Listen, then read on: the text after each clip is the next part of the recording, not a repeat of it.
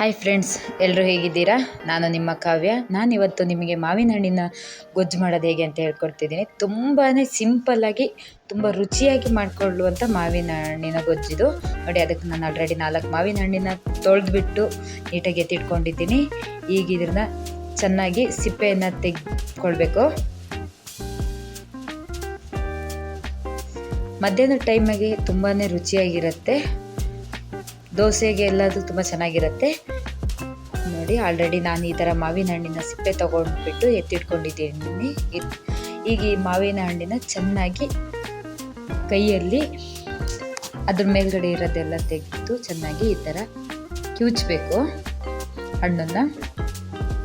ಅದು ತುಂಬ ರಸ ಬಿಟ್ಕೊಳ್ಳುತ್ತಲ್ವ, ಆವಾಗ ತುಂಬ ಚೆನ್ನಾಗಿರುತ್ತೆ. ಇದನ್ನು ಚೆನ್ನಾಗಿ ಕಿವುಚ್ಬಿಟ್ಟು ಎತ್ತಿಟ್ಕೊಳ್ಳೋಣ.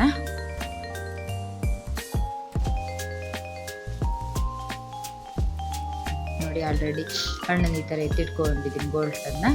ಈಗ ನೋಡಿ, ಈ ಥರ ರಸ ಆಗಿದೆ. ಇದನ್ನ ಇನ್ನೊಂದ್ಸರಿ ಸ್ಮ್ಯಾಶ್ ಮಾಡ್ಕೊಳ್ಳೋಣ.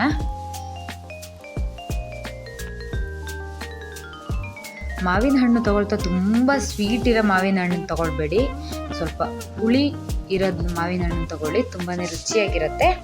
ನೋಡಿ, ಈಗ ಒಂದು ಮಿಕ್ಸಿ ಜಾರಿಗೆ ಸ್ವಲ್ಪ ಹಸಿಮೆಣಸು, ಸ್ವಲ್ಪ ಜೀರಿಗೆ ಸ್ವಲ್ಪ ಜಾಸ್ತಿ ಹಾಕ್ಕೊಳ್ಳಿ. ಜೀರಿಗೆ ಫ್ಲೇವರು ತುಂಬಾ ರುಚಿಯಾಗಿರುತ್ತೆ. ಸ್ವಲ್ಪ ಕಾಯಿ ತುರಿ ಮತ್ತು ಬೆಳ್ಳುಳ್ಳಿ, ಇದಿಷ್ಟನ್ನು ಹಾಕ್ಕೊಂಡು ಚೆನ್ನಾಗಿ ರುಬ್ಕೊಳ್ಳೋಣ ನುಣ್ಣಗೆ.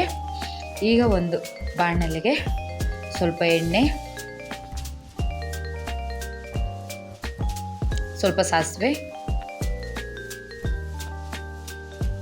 ನೋಡಿ ಇನ್ನು ರುಬ್ಕೊಂಡಿದ್ದೀನಿ ಕಾಯಿನ ಆಲ್ರೆಡಿ. ಈಗ ಇದಕ್ಕೆ ಹೆಚ್ಚಿಟ್ಕೊಂಡಿರೋ ನೀರುಳ್ಳಿ ಹಾಕ್ತಾ ಇದ್ದೀನಿ.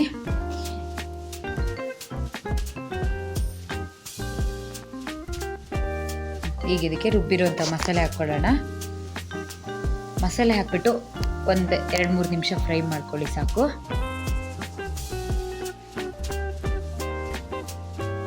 ಅವನ್ನೆಲ್ಲ ತೊಳೆದ್ಬಿಟ್ಟು ಹಾಕ್ಕೊಂಡಿದ್ದೀನಿ. ರುಚಿಗೆ ತಕ್ಕಷ್ಟು ಉಪ್ಪು. ಈಗ ಇದಕ್ಕೆ ಮಾವಿನ ಹಣ್ಣನ್ನೆಲ್ಲ ರುಬ್ಬಿಟ್ಕೊಂಡಿದ್ದೀನಲ್ವಾ, ಅದನ್ನ ಇದಕ್ಕೆ ಹಾಕ್ಕೊಳ್ಳೋಣ. ಸ್ಮ್ಯಾಶ್ ಮಾಡ್ಕೊಂಡಿದ್ದನ್ನು ನಾ ಹೇಳಿದ್ದೀನಿ, ತುಂಬ ಸ್ವೀಟ್ ಮಾವಿನ ಹಣ್ಣು ತೊಗೊಂಡ್ರೆ ಈ ಥರ ಟೇಸ್ಟ್ ಬರೋದಿಲ್ಲ. ಸ್ವಲ್ಪ ಹುಳಿ, ತುಂಬ ಹುಳಿ ಅಲ್ಲ, ಸ್ವಲ್ಪ ಹುಳಿ ಇರೋದು ತೊಗೊಳ್ಬೇಕಾಯ್ತಾ. ಮಾವಿನ ಹಣ್ಣನ್ನು ತೊಗೊಳ್ಬೇಕಾದ್ರೆ ಅದ್ರ ಸ್ಮೆಲ್ ನೋಡಬೇಕು. ತುಂಬ ಪರಿಮಳ ಗಮ್ಮಂತಿರುತ್ತಲ್ವ, ಆ ಥರ ಮಾವಿನ ಹಣ್ಣು ತೊಗೊಳ್ಳಿ. ಪರಿಮಳಲ್ಲೇ ಇಲ್ಲದೆ ಇರೋವಂಥ ಮಾವಿನ ಹಣ್ಣು ತೊಗೊಳಕ್ಕೆ ಹೋಗ್ಬೇಡಿ.